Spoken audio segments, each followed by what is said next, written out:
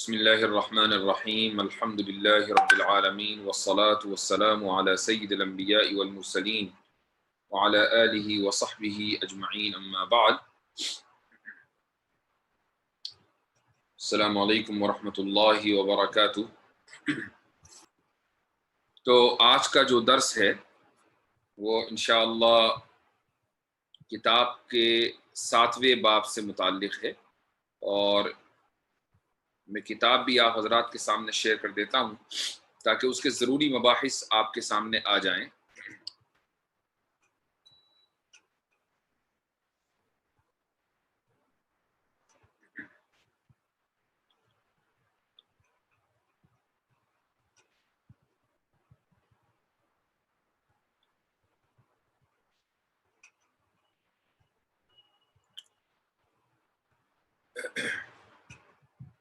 یہ ہے کتاب کا 7واں چیپٹر، آرمین نوابی کی کتاب ہے Why There Is No God۔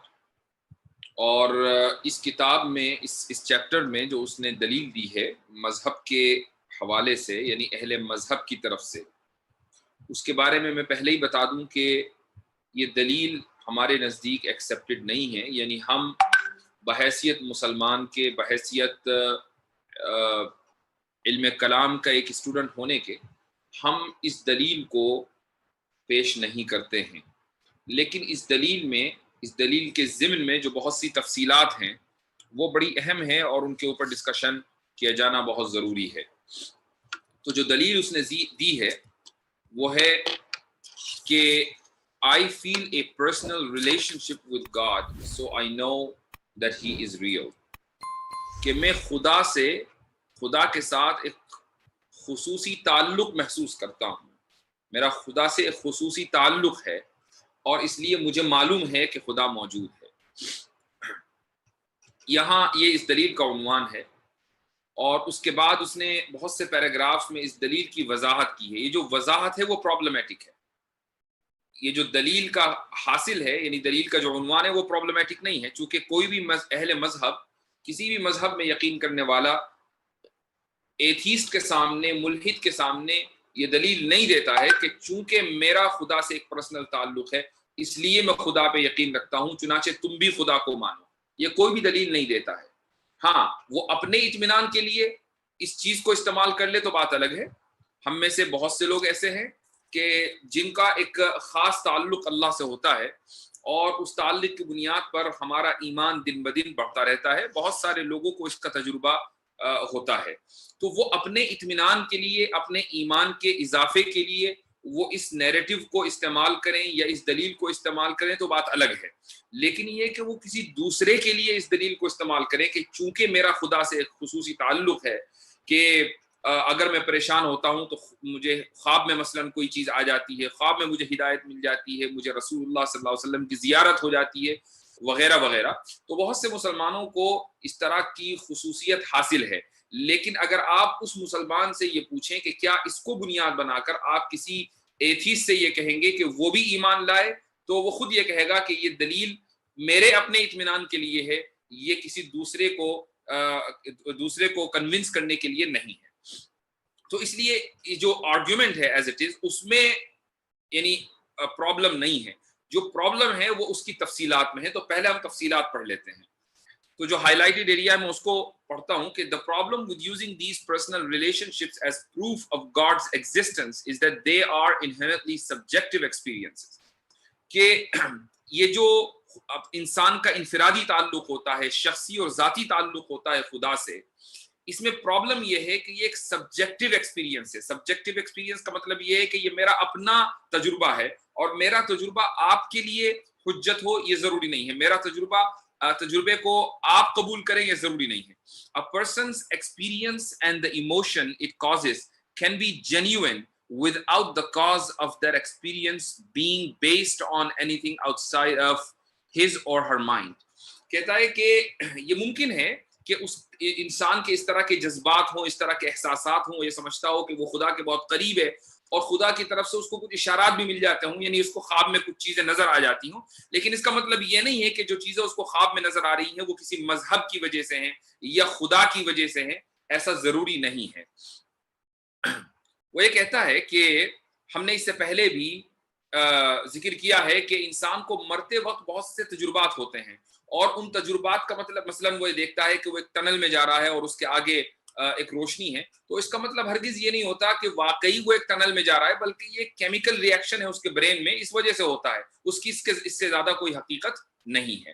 آگے چلیے، the temporal lobe and religious experience, یہاں سے ڈینجرس حصہ شروع ہوتا ہے۔ اس سے پہلے جو کچھ کا وہ ایک ہوائی بات تھی، اب یہاں سے جو بات شروع ہو رہی ہے وہ گویا کہ ایک ڈینجرس کہہ لیں یا ایک طرح کی دلیل کہہ لیجئے کہ جس کو واقعی جس پر توجہ دی جانی چاہیے وہ یہاں سے شروع ہو رہی ہے۔ کہتا ہے کہ of course emotional effects of prayer do not necessarily have to have a supernatural origin, and religious people are not the only ones that can have seemingly paranormal sensory experiences, and these experiences can occur in obviously secular situations۔ کہتا ہے کہ بہت سے انسان کو کچھ تجربات ہوتے ہیں جن کو ہم پیرانورمل تجربات کہہ سکتے ہیں، مثلا کچھ چیزیں نظر آ رہی ہیں اور آپ نے کچھ سوچا اچانک وہ ہو گیا، آپ نے خواب دیکھا صبح میں وہ خواب سچ ہو گیا، یا کچھ آوازیں آپ کو سنائی دینے لگیں۔ تو اس کا مطلب یہ نہیں ہے کہ جس شخص کو یہ آوازیں سنائی دے رہی ہیں یا تصویریں نظر آ رہی ہیں یا کچھ افراد جن کو دوسرے لوگ نہیں دیکھ سکتے آپ دیکھ پا رہے ہیں، تو وہ اس لیے دیکھ پا رہے ہیں کہ آپ خدا میں یقین رکھتے ہیں یا خدا سے قریب ہیں، بلکہ ایک شخص جو بہت آبویسلی سیکولر سچویشن میں ہے، یعنی بالکل ہی ایتھیسٹ ہے اور خدا میں بالکل یقین نہیں رکھتا، اس کو بھی اس طرح کے تجربات ہو سکتے ہیں۔ کیوں، کیسے ہو سکتے ہیں؟ اب آگے دیکھیے، کہتا ہے کہ part of this research began by examining people with temporal lobe epilepsy, a neurological condition which can frequently trigger religious hallucination in addition to seizures and sensory disruptions۔ یہ اصل جملہ ہے، اور یہاں سے آپ کو اندازہ ہوگا کہ یہ کس چیز کے اوپر اٹیک کر رہا ہے۔ کہہ رہا ہے کہ ایک ریسرچ ہوئی ہے اور اس ریسرچ میں یہ دیکھا گیا کہ انسان کو جو ٹیمپورل لوب ایپیلیپسی ہوتی ہے، یعنی ایک خاص قسم کا دماغی دورہ پڑتا ہے، یہ ایک نیورولوجیکل کنڈیشن ہے، یعنی ایک دماغی بیماری ہے کہ جس کی وجہ سے انسان کو ہیلوسینیشن ہوتا ہے، یعنی عجیب عجیب چیزیں نظر آتی ہیں، وہ عجیب چیزیں سنتا ہے، یہ ایک دماغی دورہ ہوتا ہے۔ اور دماغی دورہ پڑھنے کے لیے کسی آدمی کا مذہبی ہونا ضروری نہیں ہے، وہ غیر مذہبی کو بھی پڑھ سکتا ہے۔ اس لیے وہ آدمی یہ سمجھتا ہے کہ میں خدا سے قریب ہوں، اس لیے مجھے عجیب عجیب چیزیں نظر آ رہی ہیں، مجھے عجیب آوازیں سننے میں آ رہی ہیں۔ تو حالانکہ وہ ایک دماغی کیفیت کا نام ہے، وہ اس کی دماغی بیماری ہے، وہ دورہ ہے جس کو ہم کہتے ہیں ٹیمپورل لوب ایپیلیپسی یا TLE۔ یہ ایک سائیکولوجیکل اور نیورولوجیکل کنڈیشن ہے۔ یہاں سے اس نے دراصل وحی کے اوپر حملہ کیا ہے۔ دیکھیے، نبی کریم صلی اللہ علیہ وسلم کے اوپر وحی آئی، ہر مسلمان کا اس بات کے اوپر ایمان ہے، اور کوئی بھی شخص اس وحی کے اوپر ایمان لائے بغیر مومن اور مسلمان نہیں ہو سکتا۔ وہ وحی کیسے آئی؟ یہ جو ملحدین ہیں، جو کہ نبی کریم صلی اللہ علیہ وسلم کا یہ سچا دعویٰ ہے کہ حضرت جبریل علیہ الصلاۃ والسلام نبی کریم علیہ الصلاۃ والسلام کے پاس وحی لاتے تھے، اور وہ اس طریقے سے وحی لاتے تھے کہ کوئی دوسرا حضرت جبریل کو نہیں دیکھ سکتا تھا، اس کو محسوس نہیں کر سکتا تھا۔ تو ملحدین کا، ایتھیسٹ کا یہ دعویٰ ہے، اور یہ دعویٰ انہوں نے کوئی آج نہیں پیدا کیا، بلکہ بہت زمانے پہلے اورینٹلسٹ اور مستشرقین بھی یہی دعویٰ کرتے آئے ہیں کہ محمد صلی اللہ علیہ وسلم یا ان سے پہلے جو بھی لوگ گزرے ہیں جن کو مسلمان نبی مانتے ہیں، ان کے اوپر جو وحی آتی تھی دراصل یہ ایک دماغی دورہ ہے، ان کو دورہ پڑا کرتا تھا، اور اس دورے کی صورت کیفیت میں ان کو عجیب و غریب چیزیں نظر آتی تھیں جن کو وہ بعد میں کہتے تھے کہ ہمارے اوپر وحی آئی ہے، اور وہ عجیب و غریب قسم کی باتیں کرتے تھے، اس کو لوگوں نے وحی مان لیا اور ان پر اس چیز کے اوپر وہ ایمان لے آئے۔ تو یہ دراصل ایک دماغی دورہ ہے جو کسی کے اوپر بھی پڑ سکتا ہے، اس کے لیے مذہبی ہونا ضروری نہیں ہے۔ تو یہ لوگ دراصل نبی کریم صلی اللہ علیہ وسلم کی وحی کے اوپر حملہ کرتے ہیں، ٹیمپورل لوب ایپیلیپسی نامی بیماری کو بنیاد بنا کر۔ آگے چلتا ہوں، ابھی میں اس کا جواب دوں گا، آگے چلتا ہوں۔ People who are raised within a religious culture will generally have experiences that mirror the expectation of that culture۔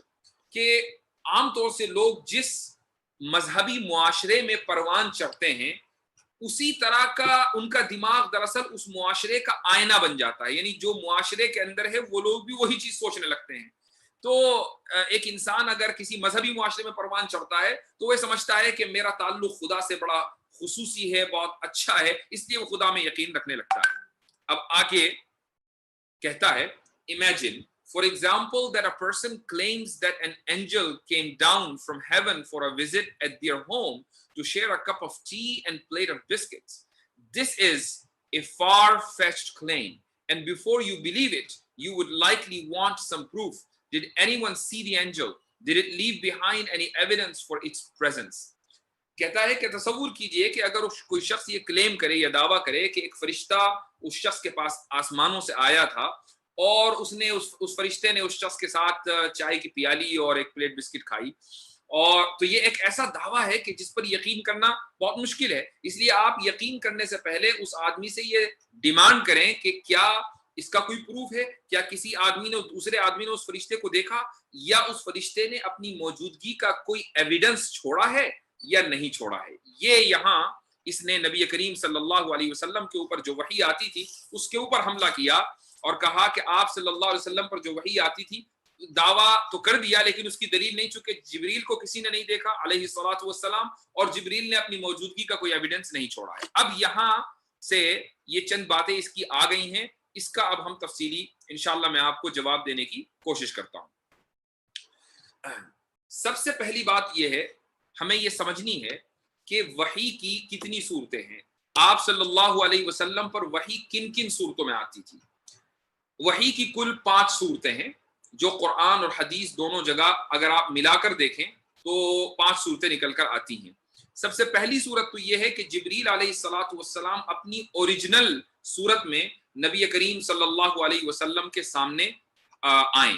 ایسا آپ صلی اللہ علیہ وسلم کی زندگی میں 3 مرتبہ ہوا ہے۔ پہلی مرتبہ اس وقت ہوا جب آپ صلی اللہ علیہ وسلم نے اس کی خواہش کا اظہار کیا اور جبریل اپنی اصلی صورت میں آئے۔ دوسری مرتبہ معراج کے موقع پر ہوا، اور تیسری مرتبہ مکہ مکرمہ میں ایک علاقہ ہے اجیاد، تو اجیاد کے علاقے میں نبی کریم صلی اللہ علیہ وسلم کے ساتھ یہ واقعہ پیش آیا کہ آپ نے جبریل علیہ الصلوۃ والسلام کو ان کی اصل صورت میں دیکھا۔ حالانکہ اجیاد جو واقعہ ہے وہ ایک ضعیف حدیث سے ثابت ہے، باقی جو 2 واقعے ہیں وہ صحیح حدیث سے ثابت ہیں۔ یہ پہلی صورت یہ کہ جبریل اپنی اصل صورت میں آئے۔ دوسری صورت یہ ہے کہ بعض مرتبہ وحی اس طرح آتی تھی کہ اس میں آواز ہوتی تھی شہد کی مکھیوں کی بھنبھناہٹ کی، اور ایسی آواز ہوتی تھی کہ قریب کے جو لوگ ہیں، حضرت عمر رضی اللہ عنہ فرماتے ہیں کہ قریب میں جو بیٹھے ہوئے لوگ ہوتے تھے وہ بھی اس آواز کو تھوڑا بہت سنتے تھے لیکن ان کو سمجھ میں نہیں آتا تھا، سمجھ میں انہیں آپ صلی اللہ علیہ وسلم کو ہی آتا تھا کہ وحی کس چیز کی ہوئی ہے۔ یہ نمبر 2 ہے۔ تیسری صورت یہ ہے کہ اللہ سبحانہ و تعالی براہ راست نبی کریم صلی اللہ علیہ وسلم سے ہم کلام ہو یا انبیاء سے ہم کلام ہو، جیسے حضرت موسیٰ علیہ الصلوۃ والسلام سے ہم کلام ہوا، اور ایک روایت کے مطابق معراج کے موقع پر بھی نبی کریم علیہ الصلوۃ والسلام سے اللہ رب العزت براہ راست ہم کلام ہوا ہے۔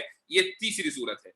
چوتھی صورت یہ ہے کہ حضرت جبریل علیہ الصلوۃ والسلام نبی کریم صلی اللہ علیہ وسلم کے دل میں کسی بات کا القاء فرما دے، کوئی بات آپ کے دل میں ڈال دیں، اسی کو حدیث میں نفث فی الروع کہا جاتا ہے کہ دل میں ایک بات آئی اور آپ صلی اللہ علیہ وسلم نے اس کو اپنے الفاظ میں بیان فرما دیا۔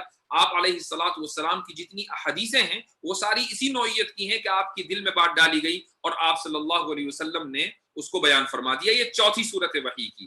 اور 5ویں صورت جس کو ایک روایت ہے سیدہ عائشہ رضی اللہ عنہا کی کہ حارث ابن ہشام رضی اللہ عنہ ایک صحابی ہیں، انہوں نے نبی کریم صلی اللہ علیہ وسلم سے دریافت کیا کہ یا رسول اللہ آپ کے پاس وحی کیسے آتی ہے، ذرا مجھے بتائیے۔ تو نبی کریم صلی اللہ علیہ وسلم نے ارشاد فرمایا کہ مجھے وحی کبھی اس طرح آتی ہے جیسا کہ گھنٹی بجنے کی آواز ہوتی ہے، مثل سلسلۃ الجرس، یہ بخاری کے الفاظ ہیں کہ گھنٹی بجنے کی آواز ہوتی ہے۔ تو یہ جو تشبیہ دی گئی ہے گھنٹی بجنے کی آواز سے، یہ تشبیہ اس اعتبار سے ہے کہ جب کہیں گھنٹی بجتی ہے تو عام طور سے وہ کدھر سے اس کی آواز آ رہی ہے اس کو طے کرنا مشکل ہوتا ہے۔ تو وحی کی آواز نبی کریم صلی اللہ علیہ وسلم کو اس طرح آتی تھی کہ ایک تو مسلسل ہوتی تھی، گھنٹی جب بجتی ہے تو اس کی آواز مسلسل ہوتی ہے، تو ایک تو مسلسل آواز ہوتی تھی اور اس کی جہت متعین کرنا، ڈائریکشن متعین کرنا کہ وہ رائٹ سے آ رہی تھی کہ لیفٹ سے آ رہی تھی کہ وہ پیچھے سے آ رہی تھی کہ آگے سے، یہ مشکل ہوتا تھا، ممکن نہیں ہوتا تھا۔ اس طریقے سے آپ صلی اللہ علیہ وسلم پر وحی آئی۔ یہ جو 5ویں صورت ہے مثل سلسلۃ الجرس، یہ آپ صلی اللہ علیہ وسلم کے اوپر سب سے مشکل ہوتی تھی، اور اس طرح مشکل ہوتی تھی کہ سرد راتوں میں آپ صلی اللہ علیہ وسلم کو پسینے آ جایا کرتے تھے، اور اگر آپ کسی سواری کے اوپر سوار ہو تو وہ سواری بیٹھ جایا کرتی تھی پریشر کی وجہ سے، بوجھ کی وجہ سے۔ یہ تمام 5 صورتیں ہیں وحی کے آنے کی۔ ظاہر ہے کہ یہ جو سورت 5ویں ہے یہ مشکل اس لیے ہوتی تھی کہ خدا کے کلام کو برداشت کرنا کوئی آسان بات تو ہے نہیں۔ خدا کا کلام میجسٹک اسپیچ آف اللہ، یہ نہایت عظیم الشان کلام ہے۔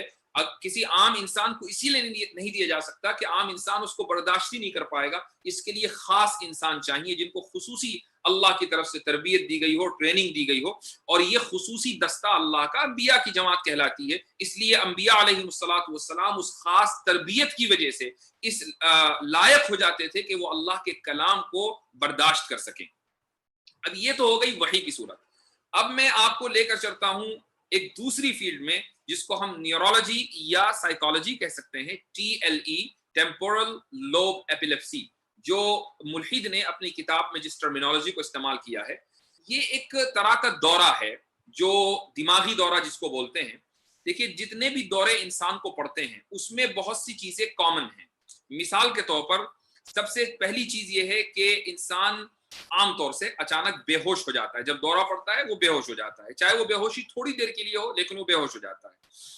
دوسری کامن چیز یہ ہے کہ اس کے جسم کے اندر اکڑ پیدا ہو جاتی ہے، اس کا جسم اکڑ جاتا ہے۔ آپ نے اگر کسی شخص کو دیکھا ہو جس کو سیزر یا دورہ پڑ رہا ہو تو وہ اچانک ٹیڑھا ہوتا چلا جائے گا۔ اسی طریقے سے اس کو بعض مرتبہ جھٹکے بھی لگیں گے، یہ بھی ایک کامن چیز ہے۔ اور بہت کامن چیز یہ ہے کہ اس کے منہ سے جھاگ نکلے گا۔ اور 5ویں کامن چیز یہ ہے کہ جس وقت اس کو دورہ پڑ رہا ہے اور اس دوران جو چیز اس کے ساتھ پیش آتی ہے وہ اس کو یاد نہیں رہتی ہے۔ یعنی جس شخص کو دورہ پڑ رہا ہے اس کو یاد نہیں رہتا کہ اس نے کچھ کہا ہے یا اس کو کچھ کہا گیا ہے، اس کو کوئی چیز یاد نہیں رہتی۔ انفیکٹ اگر وہ چیز اس کو یاد رہ جائے تو پھر ڈاکٹروں کے لیے مشکل ہو جاتا ہے ڈائگنوز کرنا کہ واقعی اس کو دورہ پڑا ہے یا کچھ اور ہے یا کوئی اور بیماری ہے۔ یعنی دورہ پڑنے کے لیے، ایپیلیپسی یا سیزر پڑنے کے لیے، دورہ پڑنے کے لیے یہ ضروری ہے کہ جس شخص کو دورہ پڑا ہے اس کو یاد نہ رہے کہ دورہ جس وقت پڑ رہا تھا اس میں اس نے کوئی بات کہی ہے یا اس سے کوئی بات کہی گئی ہے۔ اور آخری جو علامت ہے وہ یہ کہ اس میں پیشاب ضرور نکلتا ہے۔ انسان کا چونکہ جو باڈی ہے اس کے جو قوا ہیں وہ بالکل ریلیکس ہو جاتے ہیں، یعنی اس کا کنٹرول ختم ہو جاتا ہے، اس لیے جو نجاست ہے، پیشاب ہے، اس کے جسم سے نکل جاتا ہے۔ یہ TLE جو ٹیمپورل لوب ایپیلیپسی ہے اس میں بھی ہوتا ہے، اور جو عام دورے پڑتے ہیں سیزر اس کے اندر بھی یہ چیز ہوتی ہے۔ میں یہ کہتا ہوں کہ اگر ٹیمپورل لوب ایپیلیپسی کے اندر کچھ نہ ہوتا ہو، اتنا تو ضرور ہوتا ہے کہ انسان کو جس وقت یہ کیفیت ہوتی ہے تو کچھ یاد نہیں رہتا کہ اس نے کیا کہا ہے اور اس سے کیا کہا گیا ہے۔ دوسرے یہ کہ جس وقت یہ کیفیت ہوتی ہے تو اس کی زبان بھی اکڑ جاتی ہے، اس کا جسم بھی اکڑ جاتا ہے، تو اگر وہ کوئی بات کہتا بھی ہے تو وہ عام طور سے سمجھ میں نہیں آتی کہ وہ کیا کہہ رہا ہے۔ اب آئیے نبی کریم صلی اللہ علیہ وسلم کے اوپر جو وحی آتی تھی، تو وحی کی جو آخری جو صورت ہے، جو 5ویں صورت میں نے بتلائی کہ جو سب سے زیادہ مشکل ہوتی تھی، تو اس میں بھی آپ صلی اللہ علیہ وسلم کے صرف پسینہ نکلتا تھا، اور وہ بھی اس لیے کہ اگر کوئی پریشر آج آپ کے اوپر ڈالے کوئی چیز، مثلا آپ سردی کی رات ہے اور آپ بہت زیادہ جسمانی ورزش کر لیں، فزیکل آپ ایکسرسائز کر لیں، تو آپ کو پسینہ آنے لگے گا چونکہ آپ نے اپنی باڈی کے اوپر پریشر ڈالا ہے۔ تو ایسے ہی آپ صلی اللہ علیہ وسلم کے اوپر فزیکل پریشر ڈلتا تھا، اس کی وجہ سے آپ صلی اللہ علیہ وسلم کو پسینہ نکلتا تھا۔ لیکن وحی کے دوران کیا کہا جا رہا ہے وہ آپ کو پورا سمجھ میں آتا تھا، اور وحی کی صورت مکمل ہونے کے بعد نبی کریم صلی اللہ علیہ وسلم من و عن اپنے لوگوں کو اپنے صحابہ کو قرآن کریم کی آیتیں پڑھ کر سنا دیا کرتے تھے۔ اگر وحی اور دورہ جو دماغی دورہ ہے، دماغی کیفیت ہے، یہ دونوں ایک ہی ہوتی تو پھر نبی کریم صلی اللہ علیہ وسلم وحی ختم ہو جانے کے بعد کبھی بھی اس پوزیشن میں نہ ہوتے کہ وہ یہ بتا پاتے کہ اللہ نے ان سے کیا کہا ہے اور جبریل علیہ الصلوۃ والسلام نے ان سے کیا کہا ہے۔ اور پھر وہ کلام بھی ایسا کہ جس کو سن کر اور دیکھ کر عرب کے بڑے بڑے ایلیکوینٹ، بڑے بڑے فصحاء اور بلغاء، بہت ماہرین جو لینگویج کے اور لنگوسٹکس کے بہت ماہرین تھے، وہ حیران رہ جاتے تھے کہ اتنا زبردست کلام آیا تو کیسے آیا۔ تو یہ دراصل کہنا کہ اگر کسی شخص کا ایک خاص تعلق ہے اللہ سے، مثال کے طور پر نبی کریم صلی اللہ علیہ وسلم کا ایک خاص تعلق ہے اللہ سے، جبریل وحی لے کر آتے تھے، تو یہ تو کسی بھی انسان کو ہو سکتا ہے، چونکہ اس کا مطلب یہ ہے کہ اس شخص کو ایک دماغی بیماری ہے، یہ اس سے بڑی کوئی جہالت نہیں ہو سکتی۔ اس کا مطلب یہ ہے کہ آپ نیورولوجی اور سائیکالوجی ان دونوں سے واقف ہی نہیں ہے کہ ان کے کیا سمٹمز ہوتے ہیں۔ یہ ایسا ہی ہے کہ جیسے آج کل کرونا چل رہا ہے، کرونا کی وجہ سے ساری دنیا کو پتہ چل گیا کہ کرونا کے سمٹمز کیا ہوتے ہیں۔ اب اگر کوئی یہ کہے کہ بھائی کرونا کا ایک سمٹم یہ بھی ہے کہ اگر آپ کو نیند زیادہ آ رہی ہو تو اس کا مطلب یہ ہے کہ آپ کو کرونا ہے، تو سامنے والا اس کو، اس کہنے والے کو بے وقوفی کہے گا، احمق کہے گا کہ آپ شاید دنیا کے سب سے بڑے احمق اور بے وقوف ہیں۔ اس میں کہا جاتا ہے کہ آپ زیادہ سے زیادہ سوئیں تاکہ آپ کا امیون سسٹم ڈیولپ ہو اور بڑھے، اور آپ یہ کہہ رہے ہیں کہ زیادہ سونا جو ہے وہ کورونا کا سمٹم ہے۔ تو اس وقت دنیا میں ہر ایک آدمی کو پتہ چل چکا ہے تقریباً کہ کورونا کے سمٹمز کیا ہیں، اس لیے کوئی بھی آدمی غلطی نہیں کر سکتا، اگر کوئی دوسرا آدمی غلط بیانی کرے گا تو لوگ اس کو پکڑ لیں گے۔ ایسے ہی جو دورہ پڑتا ہے انسان کو یا اس کی جو دماغی بیماری ہے TLE ہے، اس کے سمٹمز بھی بہت کامن ہیں۔ یہ ضروری نہیں کہ ہر ایک آدمی کو پتا ہو، لیکن بہت آسانی کے ساتھ ان کو سرچ کیا جا سکتا ہے، اور خصوصاً جو لوگ اس فیلڈ سے تعلق رکھتے ہیں، جو نیورولوجسٹ ہیں یا جو سائیکالوجسٹ ہیں، وہ بہت آسانی کے ساتھ یہ بتا دیتے ہیں کہ ایک انسان کو دماغی بیماری ہے یا نہیں ہے۔ اس لیے وحی کی صورت کو دماغی بیماری سے جوڑنا خود ایک دماغی بیمار ہونے کی دلیل ہے۔ تو ایک تو بات یہ ہے۔ اب میں ایک اور چیز سناتا ہوں، آپ کو بتاتا ہوں، وہ یہ کہ کچھ لوگ یہ سمجھتے ہیں کہ وحی پاسبل نہیں ہے۔ ایک انسان، سب سے پہلی بات تو یہ کہ یہ وہ لوگ ہیں جو خدا کو نہیں مانتے، تو ظاہر ہے کہ جو خدا کو نہیں مانتا اس کے سامنے وحی کی ضرورت بیان کرنا بیکار ہے۔ پہلے تو یہ مانو کہ خدا موجود ہے، جب یہ مان لیا کہ خدا موجود ہے، اب وحی کیوں ضروری ہے اور کیسے آتی ہے یہ بات بعد میں ہوگی۔ مثلا ملحد جو ہے وہ بہت سی باتیں دلیل الزامی کے طور پر کرتا ہے۔ میں نے اس سے پہلے بھی دلیل تحقیقی اور دلیل الزامی کا فرق بیان کیا تھا۔ الزامی دلیل وہ ہوتی ہے کہ جس میں فریق مخالف کے دعووں کو تھوڑی دیر کے لیے تسلیم کرنے کے بعد آپ آگے آرگیومنٹ کرتے ہیں، وہ دلیل الزامی کہلاتی ہے۔ تو جتنے بھی اس کتاب کے اندر دلائل ہیں یعنی اہل مذہب کے خلاف، وہ سارے کے سارے دلائل الزامی نوعیت کے ہیں، یعنی پہلے مذہب کے دعوے کو تھوڑی دیر کے لیے تسلیم کیا گیا، for the sake of the argument ہم انگریزی میں کہتے ہیں، مذہب کے دعوے کو تسلیم کیا گیا، اس کے بعد پھر دلیل دی گئی ہے۔ تو جو لوگ ملحدین ہیں وہ بھی جب ہم سے بات کرتے ہیں اور دلیل الزامی دیتے ہیں تو تھوڑی دیر کے لیے مذہب کے دعوے کو وہ تسلیم کر لیتے ہیں کہ ہاں بھائی خدا موجود ہے۔ تو جب تھوڑی دیر کے لیے آپ نے مان لیا کہ خدا موجود ہے تو اب یہ ماننا پڑے گا کہ وحی ضروری ہے، اور وحی آج کی تاریخ میں اس کو سمجھنا تو بہت ہی آسان ہے۔ آپ یہ دیکھیے کہ میں دو مثالیں دوں گا۔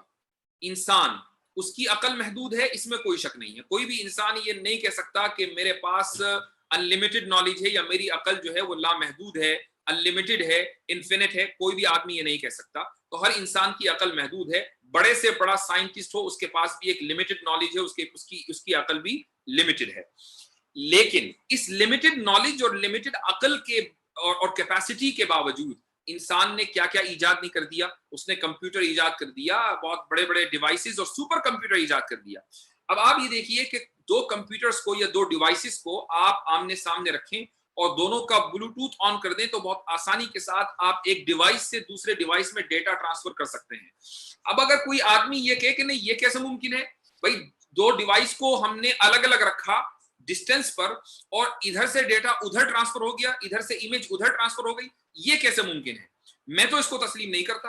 تو کیا آپ یہ کہیں گے ٹھیک ہے چونکہ آپ اس کو تسلیم نہیں کرتے لہٰذا یہ بات درست ہے، ایسی اس چیز کی کوئی حقیقت نہیں؟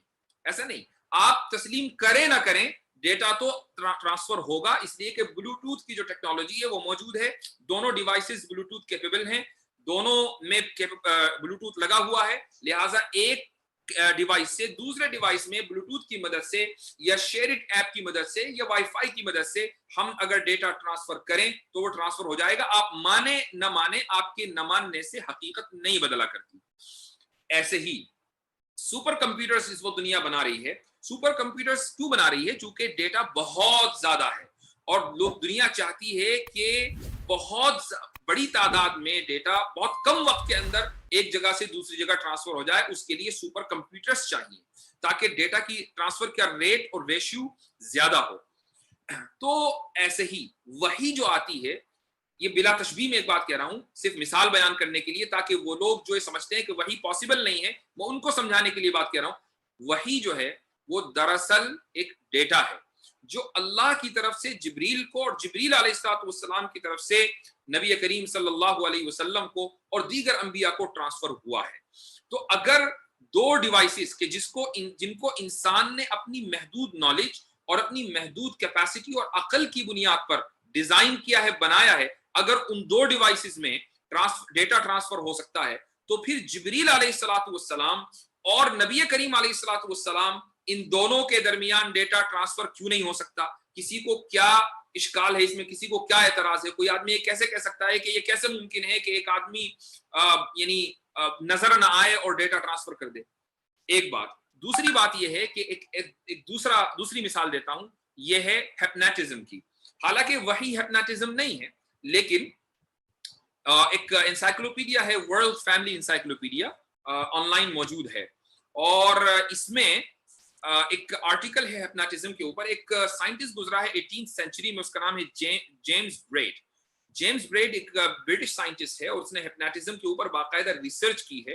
اور ہیپناٹزم کے مختلف سٹیجز ہیں. اس میں ایک سٹیج یہ آتی ہے کہ ایک انسان جو ہیپناٹزم میں ماہر ہوتا ہے وہ دوسرے انسان کے حواس اور اس کے سینسز کے اوپر مکمل قابو پا لیتا ہے، اور جو وہ اس سے کہلوانا چاہتا ہے وہ کہتا ہے، جو اس کو وہ دکھلانا چاہتا ہے سامنے والا انسان وہی دیکھتا ہے. تو جو ہیپناٹزم کر رہا ہے وہ سامنے ایک انسان کو لٹائے گا اور اس طرح کا عمل کرے گا، اس طرح کا پروسیس کرے گا کہ اس پروسیس کی بنیاد پر جو لیٹا ہوا شخص ہے وہ وہی دیکھے گا کہ جو پروسیس کرنے والا دکھانا چاہتا ہے، وہ وہی سنے گا جو وہ سنانا چاہتا ہے، وہ وہی کہے گا جو کہلانا چاہتا ہے. جب تک یہ تحقیق جیمز بریڈ نے نہیں کی تھی اس وقت تک دنیا مادہ پرست لوگ، میٹیریلسٹک لوگ اس کو مانتے نہیں تھے کہ یہ کیسے ممکن ہے. لیکن اس نے ریسرچ پیپر شائع کیا، یہ ریسرچ پیپر پورا کا پورا ورلڈ فیملی انسائکلوپیڈیا میں موجود ہے، اور آج پوری جو سائنسی دنیا ہے وہ ہیپناٹزم کے عمل کو تسلیم کرتی ہے. تو ذرا بتائیے کہ ایک عام انسان دوسرے عام انسان کو کہ حواس کے اوپر اور سینسز کے اوپر قابو پا لیتا ہے، اور اس کو جو بتانا چاہتا ہے، جو کہلوانا چاہتا ہے وہ کہلا دیتا ہے، جو دکھانا چاہتا ہے وہ دکھا دیتا ہے. اگر یہ پاسبل ہے اور دنیا نے اس کو تسلیم کر لیا تو جس ذات نے انسان کو بنایا ہے کیا اس کے لیے یہ ممکن نہیں ہے کہ وہ نبی کریم صلی اللہ علیہ وسلم کی ذات سے اپنے کلام کو کہلوا دے؟ تو یہ ایک عجیب بات ہے کہ جو ایتھیسٹ ہیں وہ چھوٹی چھوٹی چیزوں کو مانتے ہیں چونکہ وہ اپنی آنکھوں سے دیکھ رہے ہیں، لیکن وہی جیسی عظیم الشان چیز کو نہیں مانتے. ڈیٹا ٹرانسفر کے دور میں کہ جہاں ہر انسان جو سائنٹسٹ نہیں ہے، محض اس کے پاس ایک چھوٹا سا فون ہے، وہ بھی دن رات ڈیٹا ٹرانسفر کرتا ہے، اس دور میں جبکہ ڈیٹا ٹرانسفر کرنا کوئی عجوبہ نہیں رہ گیا ہے، وہی ٹرانسفر ہونے میں لوگوں کو شک ہو رہا ہے. تو اب کسی کو شک ہو نہ ہو اس سے ریالٹی نہیں بدلا کرتی. تو یہ آرمین نوابی کا جو آرگیومنٹ ہے کہ وحی کی جو سچویشن ہے وہ دراصل ایک طرح کا مرگی کا دورہ ہے، یہ بالکل غلط ہے. اس کا ہم نے جواب دیا، اس کو ڈیبنک کر دیا، اس کو ریفیوٹ کر دیا ہے کہ وحی اور جو مرگی کا دورہ ہے دونوں کے درمیان بڑا فرق ہے. اور وحی کی جو ضرورت ہے اور اس کی جو دنیا میں مادی دنیا میں جو اگزامپل ہے وہ بھی آپ کے سامنے ابھی پیش کی گئی. تو امید ہے کہ انشاءاللہ اس سے وہ ڈاؤٹ دور ہو گیا ہوگا. میں خلاصے کے طور پر دوبارہ کہہ رہا ہوں کہ انسان کا ذاتی تعلق، ایک انسان کا ذاتی تعلق اللہ سے، وہ اس کے اطمینان اور ایمان کا سبب بن سکتا ہے، لیکن وہ دوسرے کو کنونس کرنے کے لیے کافی نہیں ہے. لیکن تو یہ بات جو آرمین نے کہی ہے اپنے چیپٹر میں، یہ بات بالکل درست ہے کہ بھئی آپ کا ذاتی تجربہ میرے لیے کیسے دلیل بن جائے گا، بات بالکل صحیح ہے. لیکن اس نے اس کے بعد کہانی کو جدھر موڑا ہے کہ وہی نبی کریم صلی اللہ علیہ وسلم کا ذاتی تجربہ ہے، لہٰذا وہ ذاتی تجربہ ہمارے لیے کیسے دلیل بن سکتا ہے. اس کا جواب ہم نے دیا ہے کہ وہی نبی کریم صلی اللہ علیہ وسلم پر آتی ضرور تھی، لیکن وہی میں اور ہیلوسینیشن میں، وہی میں ہیپناٹزم میں، وہی میں اور ایپیلیپسی میں، وہی میں اور سیزرز میں جو دماغی دورہ ہوتا ہے اس میں زمین آسمان کا فرق ہے. یہ آج کے چیپٹر کا خلاصہ ہے. اس میں کوئی بہت مضبوط دلائل ادھر سے نہیں دیے گئے تھے، لیکن الحمدللہ ان مثالوں سے یقیناً سبھی لوگوں کو سمجھ میں آ گیا ہوگا کہ ملحدوں کی طرف سے جو دلائل دیے جاتے ہیں وہ نہایت بوگس ہوتے ہیں، بہت ہی چیپ قسم کے ہوتے ہیں.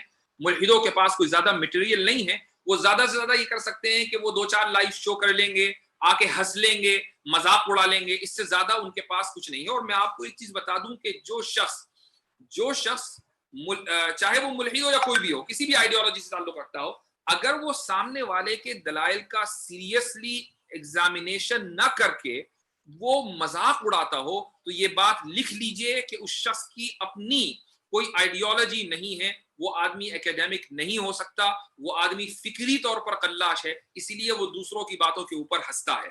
ہمارا اپنا معیار یہ ہے کہ آپ ہمیں ایتھیسٹ کے دلائل دیں، آپ ہمیں کرسچنز کے دلائل دیں، آپ ہمیں ہندوازم میں بلیو کرنے والوں کے دلائل دیں. ہم اگر ان کو ریفیوٹ کریں گے تو بہت سنجیدگی کے ساتھ ریفیوٹ کریں گے. ہم اگر ان کے اوپر گفتگو کریں گے تو اکیڈیمک انوائرمنٹ میں کریں گے.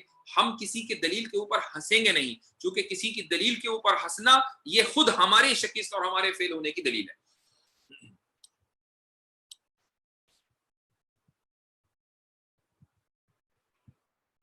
اچھا، اب یہ آپ کے 2-4 سوال لے لیتا ہوں. آپ نے پارٹ 2 کا سوال ہے کہ آپ نے رحمانی کر رہے ہیں کہ آپ نے سائنس کے محدود ہونے کی دلیل دی، کائنات کے غیر محدود ہونے کی مثال کیا ہوگی؟ کائنات تو خود محدود ہے، اس کے غیر محدود ہونے کی کوئی مثال نہیں ہے.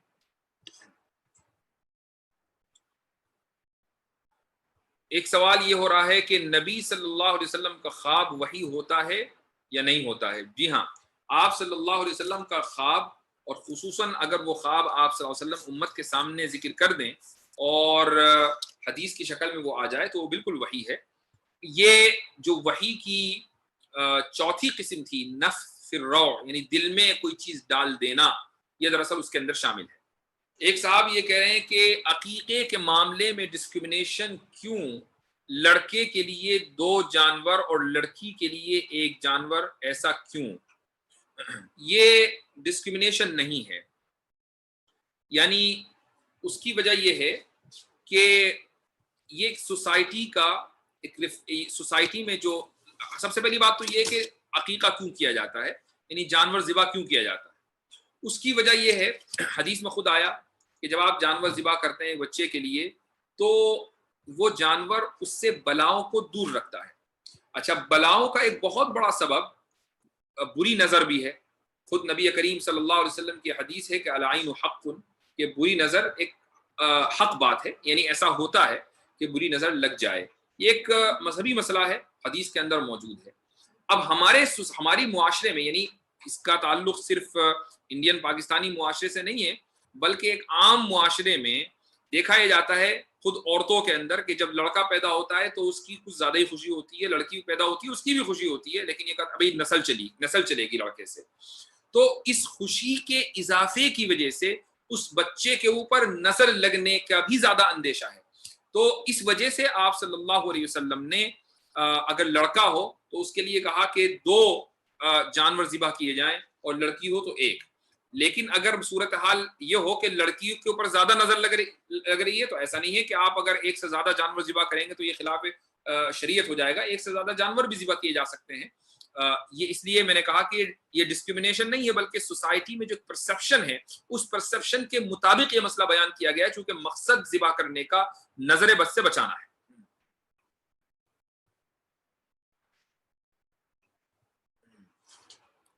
احسان فاروق کہہ رہے ہیں کہ isn't وحی beyond matter? Bluetooth works on PicoNet. It is understandable atheists are materialistic. How would they accept something which isn't material? Isn't argument misleading? نہیں، احسان فاروق میں پہلے ہی کہہ چکا ہوں کہ یہ جو میں نے مثال دی ہے یہ آرگیومنٹ نہیں دیا میں نے، یہ میرا آرگیومنٹ نہیں ہے، بلکہ سب سے پہلی بات تو یہ کہ یہ الزامی دلیل کا جواب ہے. آپ اگر پوری بات سمجھیں گے تو تبھی اس آرگیومنٹ کو یا اس مثال کو سمجھ پائیں گے. میں نے یہ کہا کہ دلیل الزامی کے طور پر جس میں آپ مخالف کے مقدمے کو، مخالف کے پریمیسز کو تسلیم کر کے بات کرتے ہیں، تو جب ہم سے کوئی ملحد یہ کہے گا ٹھیک ہے ہم نے مان لیا کہ خدا موجود ہے، اب یہ بتاؤ کہ وحی کیسے آ سکتی ہے، تو جب آپ نے خدا کو موجود مان لیا، ٹھیک ہے، چاہے for the sake of the argument مانا، 5 منٹ کے لیے مانا، تو آپ نے خود بخود تسلیم کر لیا کہ نان میٹیریلسٹک چیزیں بھی موجود ہیں. تو جب نان میٹیریلسٹک خدا کے موجود ہونے سے نان میٹیریلسٹک چیزوں کا موجود ہونا خود بخود ثابت ہوتا ہے. اس لیے ہم نے وہ مثال دی کہ جس طرح ایک میٹیریلسٹک ڈیٹا ٹرانسفر ہو سکتا ہے تو نان میٹیریلسٹک ڈیٹا بھی ٹرانسفر ہو سکتا ہے. یہ ایک مثال ہے، یہ دلیل نہیں ہے، یہ آرگیومنٹ نہیں ہے. تو اس لیے اس فرق کو ملحوظ رکھیں. پوچھ رہے ہیں محمد شارق مفتی صاحب، I am a student of engineering and after engineering I am willing to go to artificial intelligence, so I just want to ask that according to you is artificial intelligence haram because آگے کیا لکھا آپ نے؟ آگے کچھ نہیں آیا.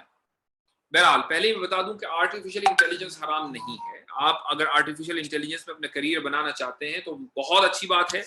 ہمیں ایسے انجینئرس چاہیے جو ہر فیلڈ کے اندر جائیں، آرٹیفیشل انٹیلیجنس میں بھی جائیں، ہر فیلڈ میں جائیں اور وہاں اپنے بڑے بڑے کارنامے انجام دیں جس سے پوری انسانیت مستفید ہو، پوری انسانیت کو اس سے فائدہ ہو.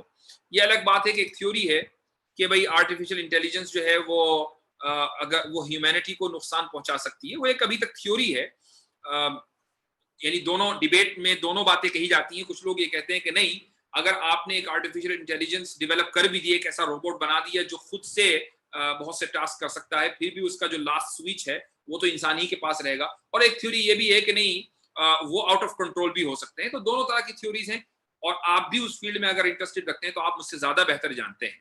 لیکن ایز آف ناؤ کوئی یہ حقیقی بات نہیں ہے کہ آرٹیفیشل انٹیلیجنس بنتے ہی انسانیت تباہ ہو جائے گی. یہ کوئی حقیقی بات نہیں ہے. اس لیے آپ اس فیلڈ میں ضرور جائیں، اور بہت سے کام آرٹیفیشل انٹیلیجنس کے ذریعے ایسے ہو رہے ہیں کہ جس سے انسانیت کو فائدہ ہوتا ہے. Because most of the time they try to distort the original form of the nature. مجھے اس کی اگر تھوڑا واضح مثال دیں تو بات الگ ہے کہ original form of the nature کو ڈسٹورٹ کیسے کیا جاتا ہے، لیکن جو بظاہر ہمیں نظر آتا ہے اس میں ایسا مجھے محسوس نہیں ہوتا.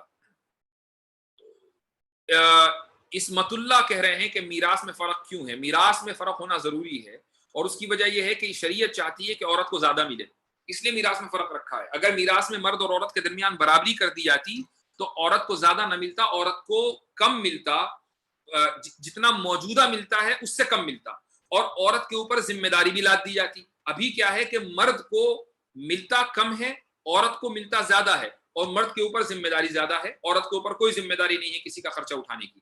اس کی وجہ یہ ہے کہ مرد کو صرف اپنے باپ سے ہی تو تھوڑا زیادہ ملتا ہے عورت کے مقابلے میں، بہن کے مقابلے میں، لیکن بہن کو باپ سے بھی ملتا ہے، بہن کو اپنی اولاد سے بھی ملتا، یعنی اگر اس کی اولاد ہو جائے وہاں سے بھی ملتا ہے، اس کے ہسبینڈ سے بھی ملتا ہے. تو اتنی زیادہ جگہوں سے ملتا ہے، اور سارے شیئرز کو اگر آپ کلیکٹ کریں تو عورت کا حصہ مرد کے حصے سے زیادہ ہے، لیکن مرد کے اوپر ذمہ داری زیادہ ہے اور عورت کے اوپر کوئی ذمہ داری نہیں ہے، کسی کی بھی ذمہ داری نہیں ہے. میں یہ کہتا ہوں کہ اگر بہن اور بھائی ہی کو دیکھ لیں، مثال کے طور پر باپ کا انتقال ہو گیا اور باپ دولت چھوڑ کر مرا، بھائی کو زیادہ شیئر ملا اور بہن کو کم شیئر ملا، تو اب مجھے بتائیے کہ بہن کس کی ذمہ داری میں ہے؟ بہن بھائی کی ذمہ داری میں ہے، تو وہ بھائی اپنا بھی خرچہ اٹھائے گا، اپنی بہن کا بھی خرچہ اٹھائے گا. اس لیے اس پرٹیکولر صورت میں بھائی کو ملنا زیادہ ضروری ہے تاکہ وہ اپنی بہن کا خرچہ اٹھا سکے. اور عام حالات میں اگر آپ پورا کیلکولیٹ کریں تو عورت کا حصہ زیادہ ہی شریعت نے رکھا ہے.